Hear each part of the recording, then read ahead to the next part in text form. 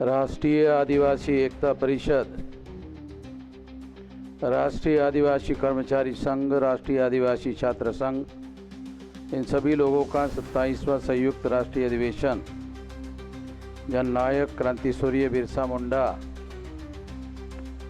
इनके जन्मदिन पर आयोजित किया गया है। साथियों, सबसे पहले जननायक क्रांति सूर्य बिरसा मुंडा का ये 150वां जन्मदिन है। तो सबसे पहले मैं 150वां जो बिरसा मुंडा जी का जन्मदिन है, उस मौके पर दो घोषणाएं करना चाहता हूँ।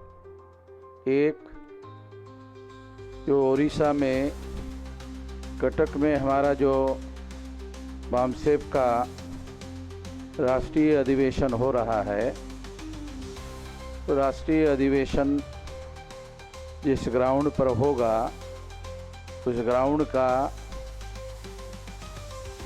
जननायक क्रांति सूर्य बिरसा मुंडा जी के नाम पर नगर बसाया जाएगा 5 दिन के लिए, और उनके नाम से वो नगर बसाया जाएगा। उस पर वो राष्ट्रीय अधिवेशन 5 दिन का होगा। और दूसरी महत्वपूर्ण घोषणा मैं ये करना चाहता हूँ कि आज 15 नवंबर को जो 150 साल हो गए हैं, इस अनन्य मौके पर साल भर यानी 365 दिन तक राष्ट्रीय स्तर का इनके स्मरण में, जननायक क्रांति सूर्य बिरसा मुंडा जी के स्मरण में 365 दिन तक जागृति का राष्ट्रीय स्तर का अभियान चलाया जाएगा। विशेषतः आदिवासियों के जागृति का और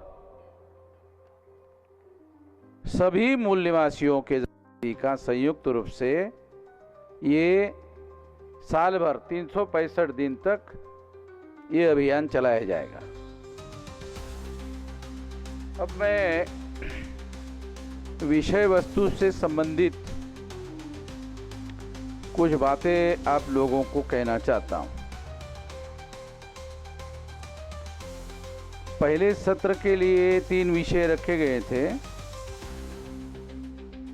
तो तमाम बातें यहाँ बोलने वाले वक्ताओं के द्वारा बोली गई है।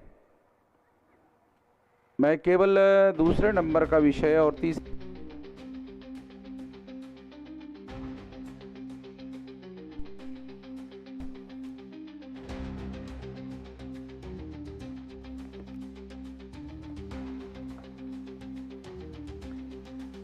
पूना पैक्ट के बारे में केवल ये जानकारी अनुसूचित जाति के लोगों को कुछ हद तक है, वो भी सारे देश भर के अनुसूचित जाति के जो लोग हैं उन लोगों को भी पूरी तरह से नहीं है। जब इसके 50 साल हो गए थे, पूना पैक्ट के 50 साल हो गए थे, तो काशीराम जी ने सारे देश भर में ये पूना पैक्ट के धिक्कार का सारे देश भर में कार्यक्रम किया था। कुछ लोगों को जानकारी होगी, कुछ लोगों को जानकारी नहीं होगी। तो ये मौलिक बात क्या है? जो आज़ादी का आंदोलन गांधी जी के और जवाहरलाल जी के नेतृत्व में चल रहा था, उस आंदोलन को समस्त मूल निवासी बहुजनों के आज़ादी का आंदोलन मानने के लिए महात्मा ज्योतिराव फुले राजी नहीं थे, छत्रपति शाहू महाराज राजी नहीं थे, और बाबा साहब आम्बेडकर उसी कड़ी में वो आंदोलन चला रहे थे, इसलिए वो भी इस बात के लिए राजी नहीं थे। और इस वजह से उन लोगों के द्वारा अंग्रेजों को जो भी मांगी जा रही थी, उन पर बाबा साहब आम्बेडकर का विश्वास नहीं होता था।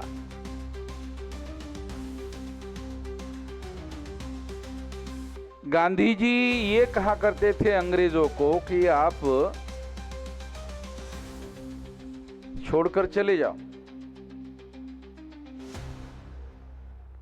इस देश का क्या करना है क्या नहीं करना है वो हम डिसाइड करेंगे। ये रिकॉर्डेड फैक्ट जो है मैं आप लोगों को बताना चाहता हूं।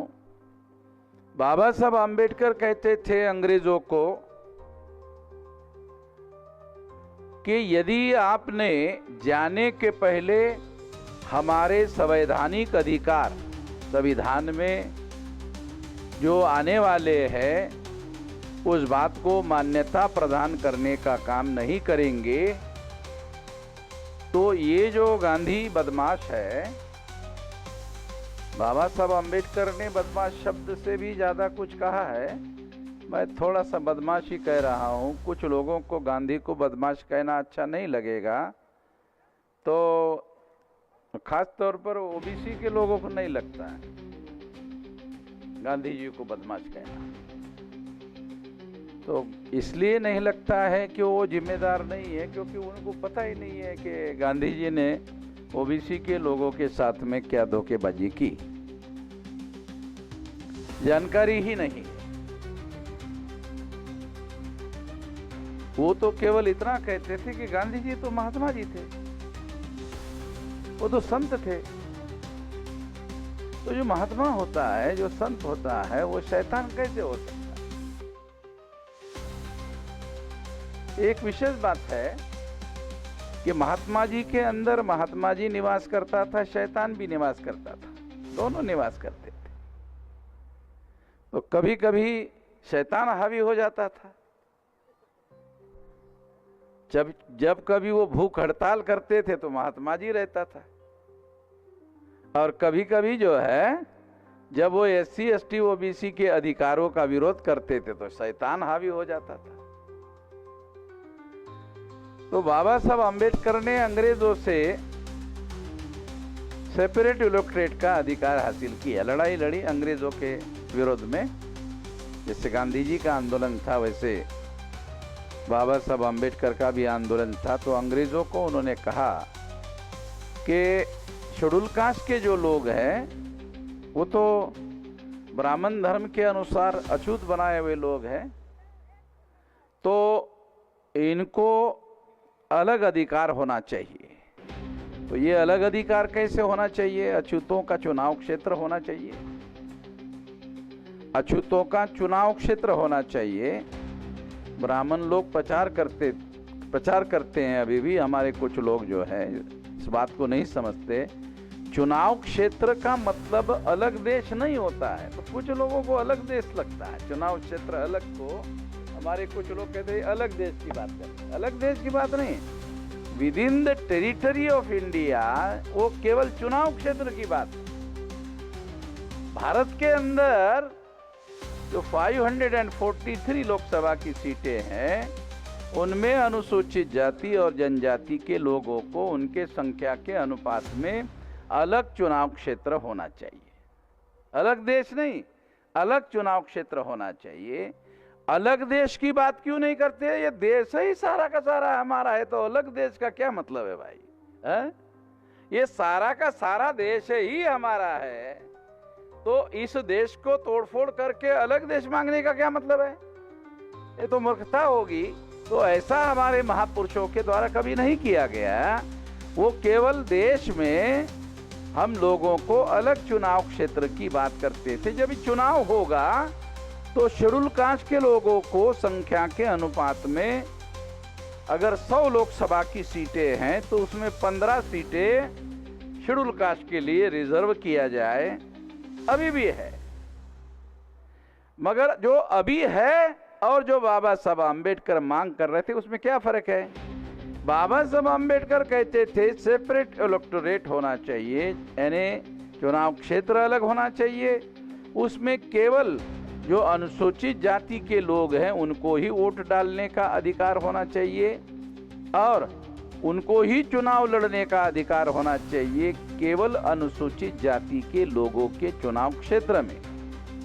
दूसरे अलग होंगे, आदिवासियों का चुनाव क्षेत्र अलग होगा, उसमें आदिवासियों को चुनाव लड़ने का और आदिवासियों को ही वोट देने का अधिकार होना चाहिए। इससे क्या होता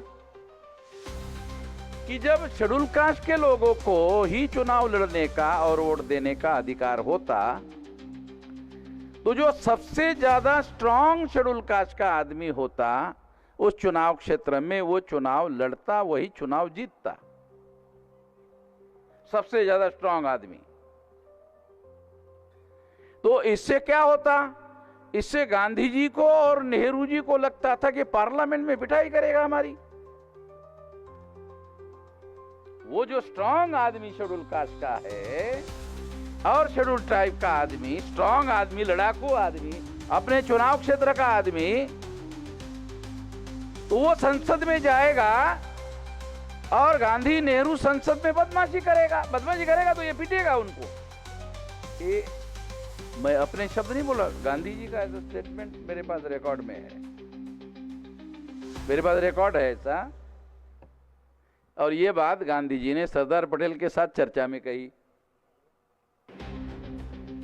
तो इसलिए गांधी जी ने क्या किया कि ऐसे स्ट्रांग लोग चुनकर नहीं जाना चाहिए। तो क्या करना चाहिए?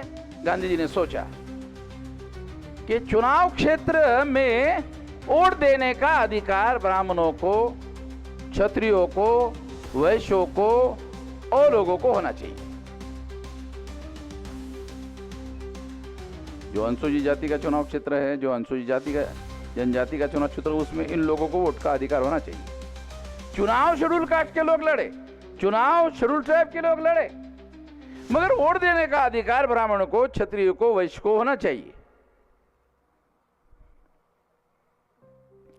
तो बाबा साहब अम्बेडकर ने कहा कि हमारे लोग तो भोले भाले लोग हैं, तो वो क्या करेंगे, ब्राह्मण, क्षत्रिय, वैश्य, ये लोग क्या करेंगे, खासतौर पर ब्राह्मण लोग, उनका कांग्रेस पार्टी है, तो वो हमारे शेड्यूल कास्ट का या शेड्यूल ट्राइब का हाजी हाजी करने वाला,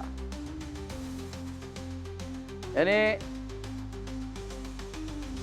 गलत बात को भी हाँ हाँ कहने वाला आदमी समाज में ऐसे कुछ लोग होते हैं, उसमें से उस आदमी को चुनेगा गांधी जी, उसको टिकट देगा, बोलेगा तुमको जितना चुनाव लड़ने के लिए पैसा चाहिए, अखबार में पब्लिसिटी देना है, वो हमारे लोग हैं पत्रकार वगैरह, तो पब्लिसिटी करने की व्यवस्था भी कर देता हूँ, आपको टिकट भी देता हूँ, आपको पैसा भी देता हूँ, आपको सब कुछ दिया जाता है। तो ऐसे लोग समाज में हैं, तो कांग्रेस ऐसे लोगों को टिकट देती थी उस समय भी, अभी भी, शेड्यूल कास्ट के लोगों को भी और शेड्यूल ट्राइब के लोगों को भी। वो लोग संसद में शेड्यूल कास्ट के, शेड्यूल ट्राइब के लगभग 52 से अब तक 2025 चल रहा है, अब तक चुनाव हुए, जितने चुनाव हुए, इतने चुनाव में 131 मेंबर पार्लियामेंट चुनकर जाते रहे। 22.5% लोग चुनकर जाते रहे। एक भी आदमी पार्लियामेंट में बोलता ही नहीं था, लड़ाई लड़ने की तो छोड़ो, लड़ाई लड़ने की बात छोड़ो, बोलता ही नहीं था। ये बाबा साहब अम्बेडकर ने अनुभव से लिखा, they are opening their mouth only for yawning, कि वो लोग जो शेड्यूल कास्ट, शेड्यूल ट्राइब से कांग्रेस के द्वारा चुनकर गए हुए लोग हैं, they are opening their mouth only for yawning, यानी वो लोग संसद में मुंह खोलते ही नहीं है, और जब खोलते हैं, एक तो खोलते ही नहीं है, और जब खोलते हैं तो केवल मात्र जम्हाई देने के लिए मुंह खोलते हैं। अब जमाई देना तो नेचुरल कॉल है, जमाई देना जो है ये नेचुरल कॉल है, वो पार्लियामेंट में बोलते ही नहीं है। अब देखो उदाहरण के लिए ये हमारी पार्लियामेंट है, कांग्रेस का शेड्यूल कास्ट का शेड्यूल ट्राइब का एमएलए 2 लोग इधर आए हमारे पार्लियामेंट में, कांग्रेस के तरफ से बोले। हमने उनको कहा अरे ये एससी एसटी का पार्लियामेंट है, एससी एसटी के तरफ से बोलो। तो वो एससी एसटी के तरफ से बोलने के बजाय कांग्रेस के तरफ से बोले। यहां आजाद थे भाई वो, हमने उसको प्रोटेक्शन दिया था कि आप आजाद है, यहाँ आपको राजीव गांधी से, राहुल गांधी से, सोनिया गांधी से या किसी से भी डरने की जरूरत नहीं है। यहाँ भी वो डर रहे थे, पता नहीं यहाँ से वो हमारा मैसेज चला जाएगा, अगले चुनाव में हमारा टिकट मिलेगा कि नहीं मिलेगा। अरे काहे, हमने कहा काहे चिंता करते हो, अगर उधर से टिकट नहीं मिलेगा हम टिकट दे देंगे। तो वो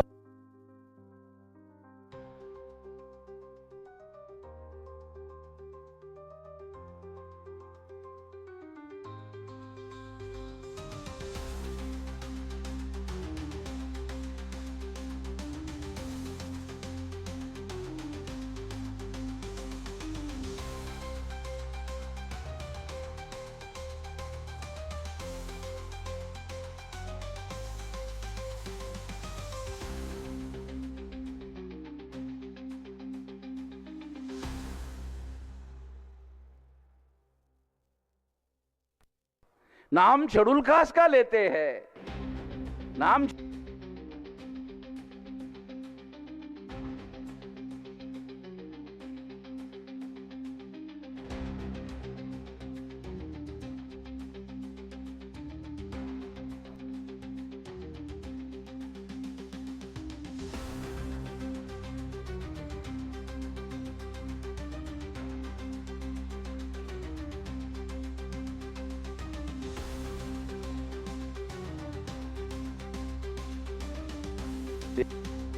हाँ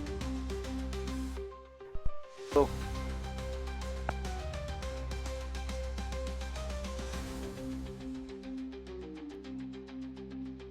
क्या है,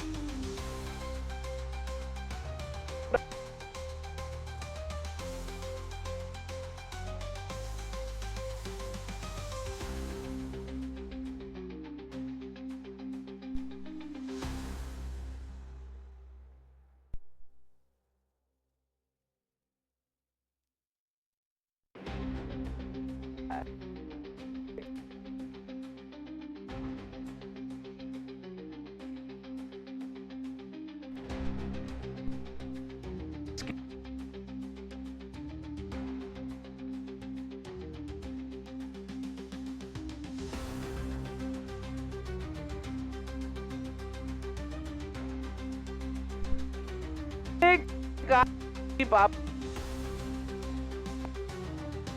के अधिकार को कम करते ऐसे में किया जाए, शोषण करने वाले अधिकार को कम करते हैं। तो इसलिए ये जो सेपरेट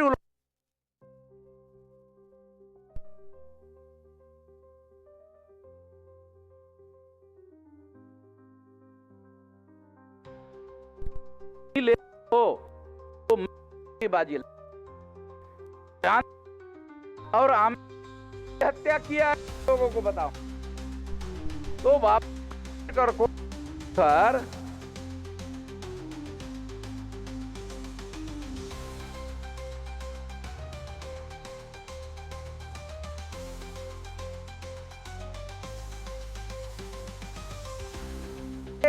इशारे करने वाले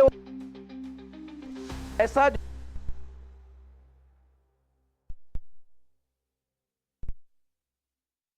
कर जाते हैं, मगर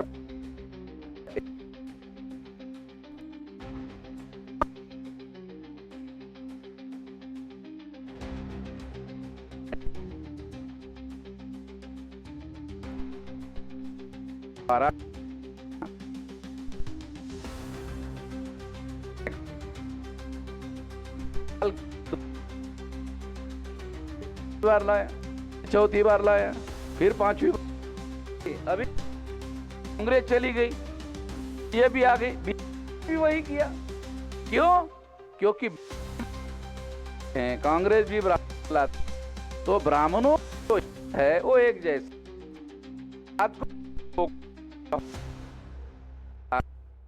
पूना से रियल रिप्रेजेंटेटिव उनका समस्या है। और की बात थी, आने वाले समय में ये लड़ाई शेड्यूल कास्ट के लोगों को ये लड़ाई के लिए निश्चित में हमारा रिप्रेजेंटेशन का जो उसको हासिल करने की कोशिश। डीलिस्टिंग, जहां लिस्टिंग का मामला है, ये आदिवासियों को थोड़ा बताना चाहता हूँ। ये ब्राह्मण लोग है दिल्ली में, और जिन लोगों ने जिन धर्म चाहता हूं, वो बात क्या, अगर ही नहीं तो धर्मांतर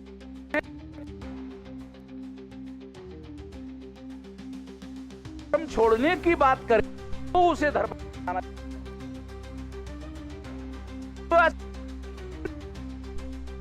आदिवासी नहीं है, बुद्धिस्ट नहीं है, आदिवासी हिंदू नहीं है, आदिवासी धर्म नहीं है, धर्म नहीं है, तो वो धर्म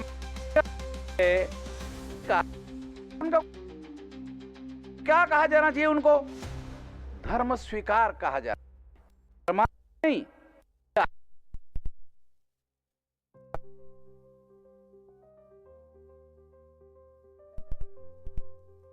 तो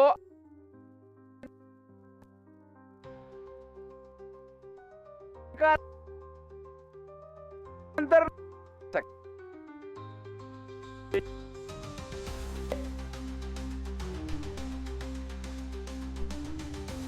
आदिवासी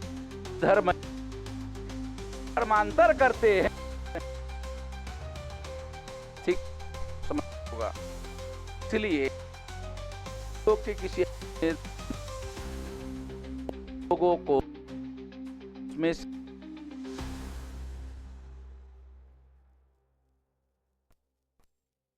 स्वीकार है होगा आदिवासी हिंदू है।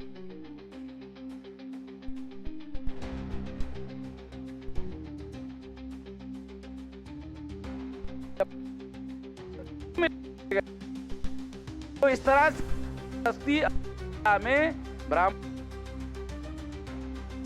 मिलाया गया, थोपा जाएगा, आदिवासी को समझ में नहीं समझ रहे बोले जी।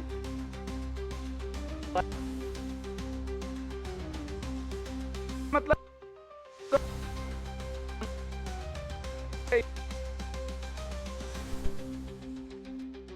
हिंदू तो ब्राह्मण का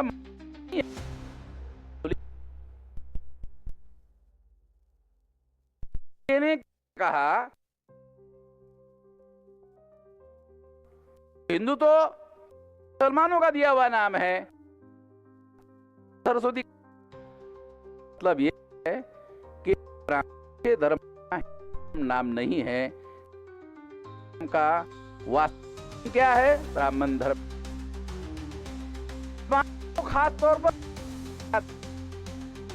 और हाथ जोड़कर कहते हूं कि वो ऐसी ओबीसी को हिंदू ना कहे, क्योंकि अगर वो ऐसा कहते हैं तो ब्राह्मण की 3% संख्या के जगह एससी ओबीसी संख्या 74.5% पर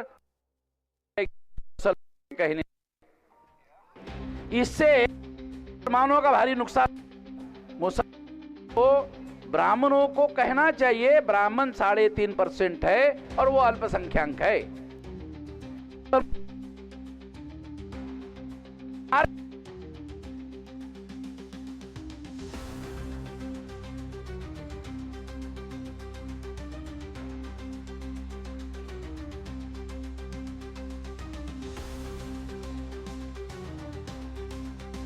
तो 74.5% को जब मुसलमान, संगठित मुसलमान हिंदू कहते हैं तो ब्राह्मणों का फायदा होता है। ब्राह्मणों का फायदा होने के बाद ब्राह्मण मजबूत हो जाते हैं, ताकतवर हो जाते हैं। जब वो एससी एसटी ओबीसी को अपने अंदर शामिल करके मजबूत हो जाते हैं, मजबूत होने के बाद अपना पैर मजबूत करते हैं और फिर मुसलमानों के सर पर रखते हैं। जब मुसलमानों के सर पर रखते हैं तो मुसलमान कहते हैं अरे हमारे ऊपर अत्याचार हो रहा है। अरे भाई, ब्राह्मण को ताकतवर काहे के लिए बना रहे हो? ब्राह्मण को ताकतवर मत बनाओ, उनको 3.5% रखो। 3.5% वाला तो आपके सर पर पैर ही नहीं रख पाएगा, क्योंकि आपकी 15% संख्या है। अगर उसने पैर रखने की कोशिश की तो, एक पैर रखने की कोशिश की तो आप 2 पैर रखकर उसको पीठ पटक सकते हैं। तो मुसलमानों को मेरा यह कहना है कि आप हमें एससी एसटी ओबीसी को हिंदू मत कहो। तो कुछ मुसलमानों में क्या कहो?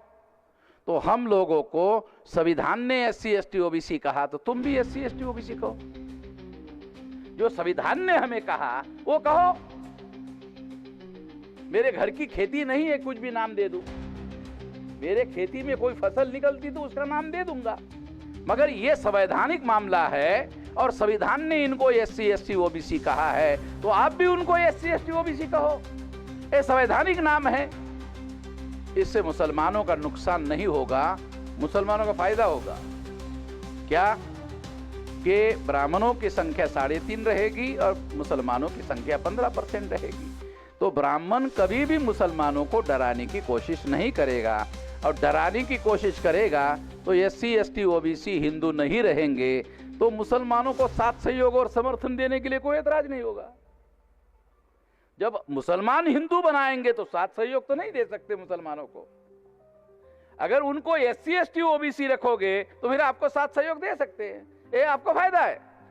तो मैं मुसलमानों के सारे देश के जो लीडर लोग हैं, जिनको थोड़ी बहुत राजनीतिक समझ है, वो राजनीतिक समझ रखने वाले लोगों को अपील कर रहा हूं कि जो कह रहा हूं वो माइक पर कहने की बातें नहीं है, फिर भी कह रहा हूं कि सुनो भाई, ठीक से तुम लोग ठीक से सुनो, समझकर करो। समस्या क्या है?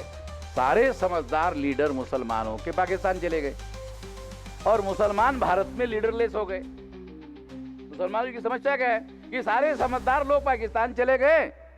सारे बैरिस्टर लोग, उस समय गांधी बैरिस्टर, बाबा साहब अम्बेडकर बैरिस्टर, मोहम्मद अली जिन्ना बैरिस्टर, और मोहम्मद अली जिन्ना के साथ साथ बहुत सारे बैरिस्टर मुसलमान लीडर थे। वो पहला पाकिस्तान का जो प्रधानमंत्री बना वो भी बैरिस्टर था। मतलब उस समय इंग्लैंड से अगर कोई मुसलमान डिग्री लेकर आता था तो उसको बैरिस्टर कहा जाता था। बाबा साहब अम्बेडकर, जवाहरलाल नेहरू भी, मोतीलाल नेहरू भी बैरिस्टर थे। तो बैरिस्टर लोग जो है, जो बातें अंग्रेजी में ही करते थे, तो छोटे लीडर नहीं थे मुसलमानों के। अब जो लीडर नेशनल पर्सपेक्टिव में बड़े बड़े लीडर होते थे मुसलमानों के, आज अगर पूछा जाए किसी मुसलमान को कि आपका नेशनल लीडर कोई है क्या, तो पता है उसका कोई नाम और कहीं पर कोई दिखाई नहीं देता है। तो मुसलमानों की ये बड़ी समस्या है, और इसके बारे में जो एससी एसटी ओबीसी के लोग जागृत हो रहे हैं, संगठित हो रहे हैं, उनके साथ सलाह मशवरा करके इस मामले का हल किया जा सकता है। ये किया जाना चाहिए, इससे उनको फायदा होगा। और आदिवासियों के पृथक धर्म कोड, आदिवासी लोग अगर अपना पृथक धर्म बनाना चाहते हैं, तो इसके लिए आदिवासियों को अपना पृथक धर्म जो है ये इस्टेब्लिश करना पड़ेगा। जब तक इस्टेब्लिश नहीं करेंगे तब तक उनका पृथक धर्म कोड नहीं मिल सकता है, और आंदोलन के द्वारा नहीं मिल सकता है, तो फिर तो आपको सुप्रीम कोर्ट जाना पड़ेगा। तो सुप्रीम कोर्ट तो आपको बिल्कुल नहीं देने के लिए राजी होगा, क्योंकि आपके पास इस्टेब्लिश रिलीजन के जो नॉर्म्स है वो आदिवासियों के पास है ही नहीं। आदिवासियों को इस्टेब्लिश करना पड़ेगा, तब जा करके, और उसके आधार पर आंदोलन करना पड़ेगा, तब जा करके ये हो सकता है, अन्यथा नहीं हो सकता। साथियों, आदिवासी लोगों की जो आज़ाद भारत में समस्याएं हैं, उन लोगों को अगर उसका समाधान करना है तो शेड्यूल कास्ट के लोग, बैकवर्ड क्लास के लोग और माइनॉरिटी के लोग, इनके साथ मेलजोल करके व्यापक गठबंधन करना पड़ेगा और देशव्यापी संगठन का निर्माण करना पड़ेगा। मैं 19 साल की उम्र से इस काम को कर रहा हूं, और अभी हमारे पास, आप लोग सुनकर हैरान हो जाओगे, 36 में से 32 राज्यों में 625 जिलों में हमारा संगठन है। और 625 जिलों में जो संगठन है, तो इतना बड़ा व्यापक कैडर बेस ऑर्गेनाइजेशन अभी किसी के पास नहीं है। तो इस संगठन जो ऑलरेडी इस्टेब्लिश है, इनके साथ कोऑर्डिनेशन से करने से आदिवासियों का भी राष्ट्रीय स्तर का बड़ा कैडर बेस संगठन बन सकता है, माइनॉरिटी का भी बन सकता है, ओबीसी का भी बन सकता है, और सारे लोग मिलकर संख्या के अनुपात में हम लोग लड़ाई लड़े। तो लड़ाई हमें लड़नी होगी। किस लिए लड़ाई लड़नी होगी? ब्राह्मणों ने अंग्रेज़ों के गुलामी से आज़ादी की लड़ाई लड़ी, वो ब्राह्मणों के अंग्रेज़ों के गुलामी से आज़ाद हो गए। हम लोगों को ब्राह्मणों के गुलामी से आज़ादी की लड़ाई लड़नी होगी। जब तक ब्राह्मणों के गुलामी से आज़ादी की लड़ाई नहीं लड़ेंगे, तो हम लोग तब तक भविष्य में अपने फैसले लेने के लायक खुद मुख्तियार लोग नहीं बन सकते। और जब तक हम खुद मुख्तियार नहीं बन सकते, अपने फैसले खुद लेने लायक नहीं बन सकते, तब तक कोई हमें आज़ाद मानने के लिए राजी नहीं होगा। तो इसके लिए राष्ट्रीय स्तर का व्यापक संगठन बनाना होगा, जिसमें हम लोगों को SC, ST, OBC, माइनॉरिटी के लोगों को मिलकर ये लड़ाई लड़नी पड़ेगी। ये काम हम लोग लगातार कर रहे हैं, सारे देश भर में कर रहे हैं, और सारे देश भर में आदिवासियों का संगठन बनाने के लिए, आदिवासियों का राष्ट्रीय स्तर का संगठन बनाने के लिए बामसेफ को, भारत मुक्ति मोर्चा को जो भी आप लोगों को मदद चाहिए, वो हर प्रकार की मदद करने के लिए हम तैयार है, जिससे आदिवासियों का राष्ट्रीय स्तर का संगठन खड़ा हो और हम लोग खुद मुख्तियार हो सके। इस मौके पर साथियों, मैं इतना ही कहना चाहता हूँ। आपने मेरी बात ध्यान से सुनी, इसके लिए आभार, धन्यवाद।